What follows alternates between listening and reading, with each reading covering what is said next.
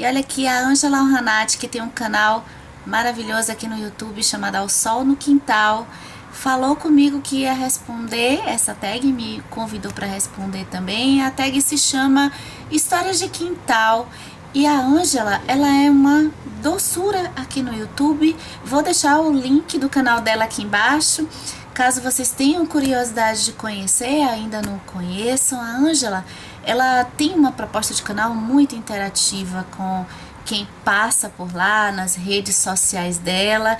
E que coisa melhor na leitura do que a interação com as pessoas que promovem o conteúdo que a gente gosta tanto de assistir e de ler.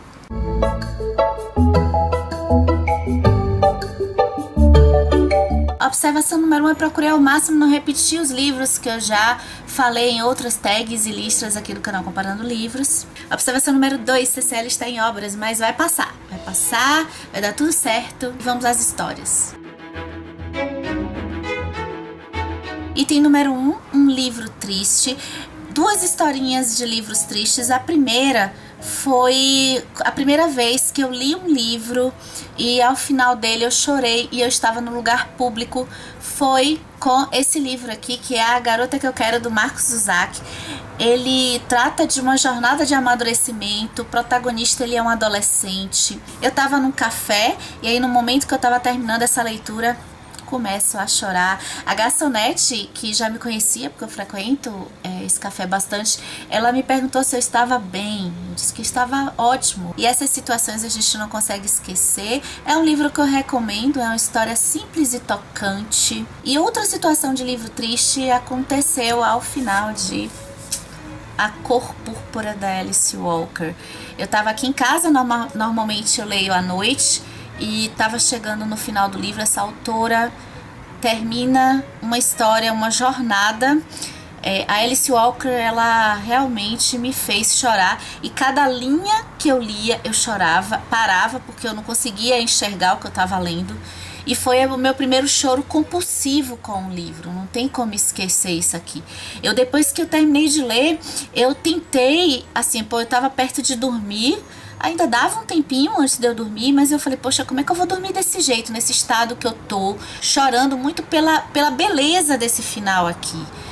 O livro todo é triste, mas o final é bonito. E aí, nesse momento, eu até tentei pegar uma HQ e aprendi que muitas vezes, assim, para um livro, a gente tem que deixar a emoção vir.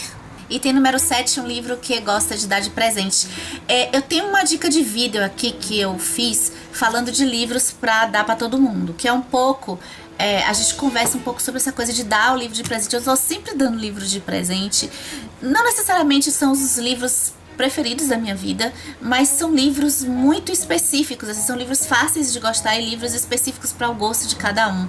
O que eu acho que para dar de presente eu tenho uma história para contar, diferente do que tá naquele vídeo, tá? Pra não ficar repetido.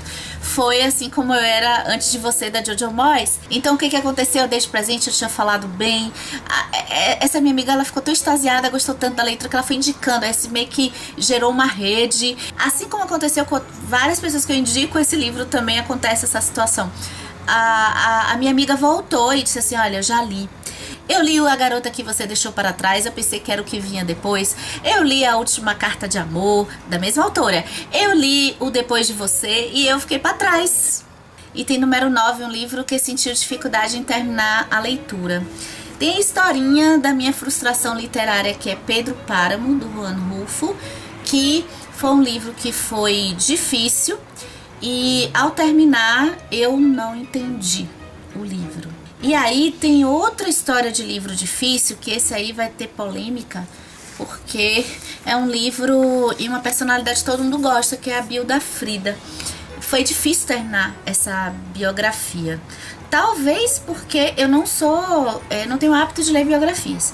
Talvez porque eu tenha achado essa autora muito repetitiva, a escrita dela foi difícil, o início do livro foi bom.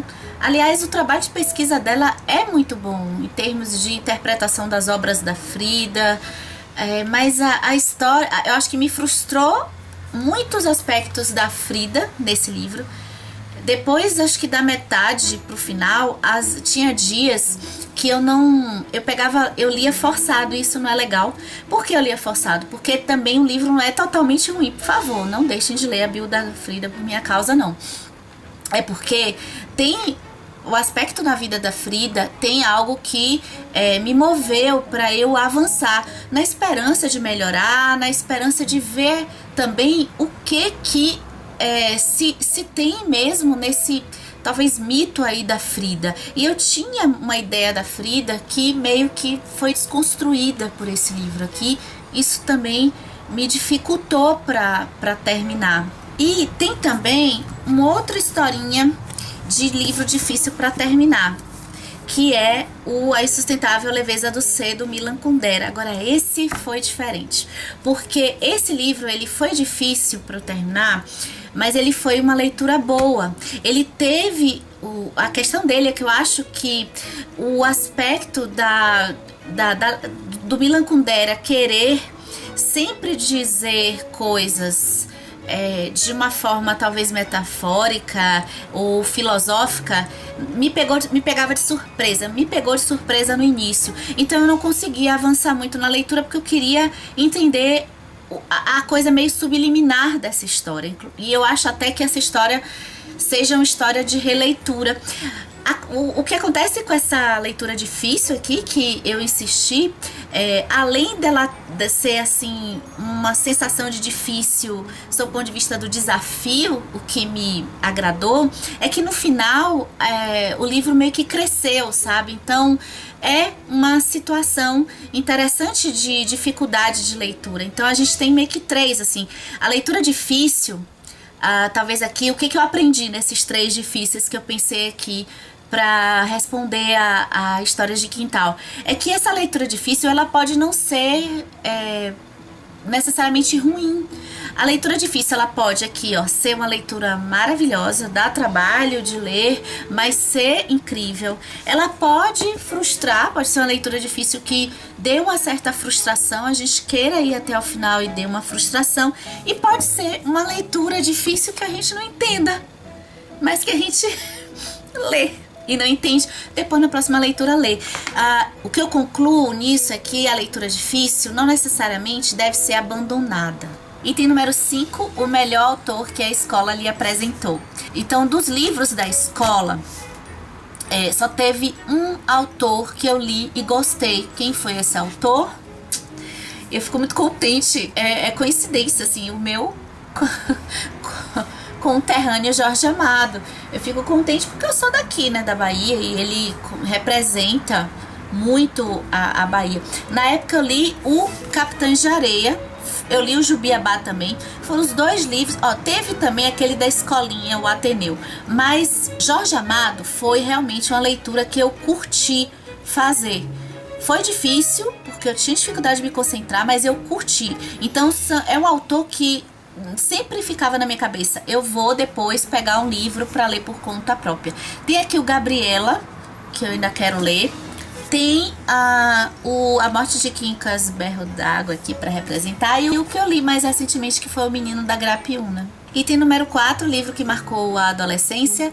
Esse é uma leitura que foi, acho que a leitura que eu fiz que conversa com a emoção de ler que eu tenho hoje. Então, mesmo não lendo, eu li O Mundo de Sofia, do Jostein Gaarder. O Mundo de Sofia, ele me trouxe o assunto da filosofia que eu não esperava que eu gostava, e ele fica guardado na minha memória como aquele livro que eu busco a emoção que era ler um livro nessa época que eu não lia, foi com O Mundo de Sofia. Item número 3, o primeiro livro adulto que leu.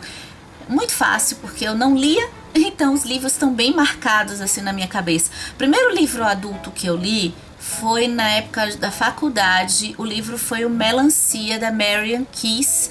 Foi um livro que estava bem na hype, e todas essas tentativas de gostar de ler, eu falo tanto isso aqui no canal, fica até chato. Essas tentativas todas, eu pegava muito livro que estava bem na moda, porque todo mundo tava gostando, eu achava que eu ia gostar também. E aí eu peguei o Melancia e gostei. E eu não consigo esquecer, não por ser um livro tão sensacional, mas como as leituras eram quase escassas, eu me lembro de como eu consegui pegar esse livro e ir até o fim. Então, e a pergunta número 10 é um livro divisor de águas na sua vida. Eu tenho duas historinhas bem rápidas. Livro divisor de águas na minha vida que é totalmente relevante para um canal literário, senão nada disso estaria acontecendo, é Academia de Vampiros, da Richelle Mead, o livro que me trouxe para o mundo da literatura, a série que me fez passar a gostar de ler. Depois de Academia de Vampiros eu não parei mais, não consigo parar. E tem o divisor de águas da literatura, do gosto de livros, e tem o divisor de águas no, vamos dizer assim, no idealismo, no modo de pensar. E o divisor de águas no modo de pensar, todo livro me transforma, mas esse eu acho que ele me transformou por algo muito forte, que é o que eu entendia por racismo. Chimamanda Ngozi Adichie Americana. Eu mudei a minha concepção de racismo, e isso desencadeou, essa mudança de concepção de racismo desencadeou em mim também algumas mudanças, olhares diferentes sob o ponto de vista social também, talvez aí sociológico, não sei, mas assim, do ponto de vista social, Americana é um dos livros que não se esgotaram a leitura depois que acabou, porque todo dia na minha vida meio que eu vivo uma situação com a Americana. Eu passei a olhar pessoas diferentes. Tem um lado um pouquinho ruim, que não é ruim, mas assim, as pessoas na minha vida real, hoje algumas coisas me chamam a atenção e antes não me chamavam a atenção. Então, falar de cabelo, comentários no trabalho me chamam a atenção e antes não me chamavam. Discussões sobre o tema do racismo também são diferentes para mim hoje, o que às vezes eu tenho que me controlar, eu tenho que prestar muita atenção para que essa nova forma de me colocar, esse pensamento não rompa as relações afetivas que eu tenho. Item número 2, um livro divertido. Eu vou falar de uma das melhores séries que eu já li e que, assim, eu acho que essa história, ela me fez perceber como que, em termos de série, a primeira leitura pode não ser tão boa assim. Isso aconteceu, vou falar logo os livros, com a série A Mediadora, da Meg Cabot. Eu li o primeiro livro e não foi um livro ok. Depois eu continuei a leitura e foi uma das melhores séries, assim, as séries mais divertidas. Item 6, um livro lido por causa de um crush. Gente, eu não tive nenhum livro que eu li por causa de um crush. Mas eu me lembro, eu vou falar aqui do Código da Vinci, que foi um livro que eu fui ler mais adiante. E uma das razões, assim, também razões de que todo mundo tava falando muito do livro, mas eu me lembro de um conhecido meu, um colega, que ele era muito gatinho.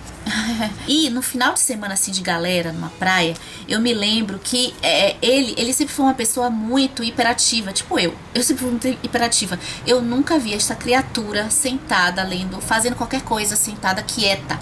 E pela primeira vez eu vi esta criatura, este crushzinho lindo, sentado lendo Código da Vinci. Eu pensei assim, meu Deus, esse livro deve ser maravilhoso, ele deve ser muito bom. E acho que por conta dessa cena que eu vi, também por causa de várias pessoas falando do livro, acho que vou contar aí como histórias de ler um livro por causa do crush. Item número 8, um livro que provocou muita angústia. Recentemente, a maior angústia lendo foi o Hibisco Roxo, da Chimamanda Ngozi Adichie. Uma história que é contada por uma adolescente, tem violência. Foi uma leitura angustiante eu acho que por diversos aspectos pessoais ligados à religião e um estilo de educação muito rígido, a sensação de controle de quem é controlado, de quem tem o medo. Quando o medo, esse medo que está dentro até da própria família. Gente, isso mexeu muito comigo, isso me angustiou demais. Um livro maravilhoso, mas que eu tive que fazer meio homeopatia com ele, porque foi difícil para mim. Bom, acho que é isso. Você está convidado a responder essa tags aqui nos comentários, ou no seu canal literário, ou no seu blog, ou no Instagram, ou em redes sociais. Eu vou adorar conhecer as respostas de vocês. Contem suas histórias. Ah, eu adoro histórias. Vamos conversando? Vamos. Até a gente se ver no próximo vídeo. Eu vou estar lá. Quero ver vocês.